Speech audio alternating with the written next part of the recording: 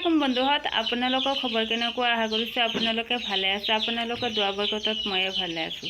আৰু ইফালে দেখা পাইছে তাৰ চিল্কি মুৰ্গী পোৱালি মাশাআল্লাহ মাশাআল্লাহ এয়া চিল্কিৰ পোৱালি দেখা পাইছে এইবোৰ পোৱালি আজি দুদিন বয়স যদি কোনোবাই ল'ব বিচাৰে তেনেহ'লে ল'ব পাৰিব আৰু এতিয়া বুকিং কৰিব পাৰে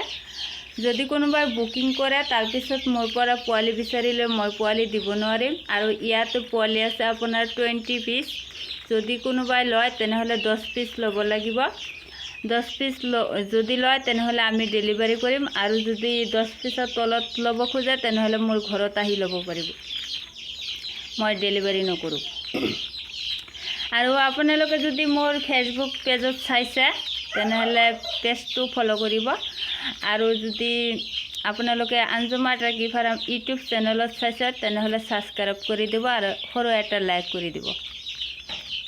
আৰু ইয়াত এটা মেল টাৰ্কি দেখা পাইছে ইয়াৰ বয়স হৈছে 4 মাহ ওজন আছে আপোনাৰ 6 কেজিৰ ওপৰত যদি কোনোবাই ল'ব বিচাৰে তেনেহ'লে ল'ব পাৰিব মাংসৰ কাৰণেও ল'ব পাৰে আৰু আপোনালোকৰ যদি কাৰোবাৰ ফিমেল আছে মেল নাই তেনেহ'লেও ল'ব পাৰে আৰু ইয়াত দেখা পাইছে টাৰ্কিৰ পোৱালি আছে চিল্কিৰ পোৱালি আছে এইবোৰ মই বিক্ৰী নকৰোঁ দে এইবোৰ মই পেৰেছ হিচাপত ৰাখি দিছোঁ জাষ্ট মই ভিডিঅ'ৰ মাজতহে দেখালোঁ ইয়াৰ পৰা টাৰ্কি পোৱালি বিচাৰিলে মই দিব নোৱাৰিম আৰু মোৰ এয়া ডাঙৰ চিল্কি ইয়াত এটা আছে আৰু ইয়াত এটা আছে এই দুটা আছে পেৰেছ হিচাপত এয়া আৰু ইয়াত আছে টাইগাৰৰ পোৱালি আৰু কয়লাৰৰ পোৱালি এইবোৰ বিচাৰিলে মই দিব নোৱাৰিম দে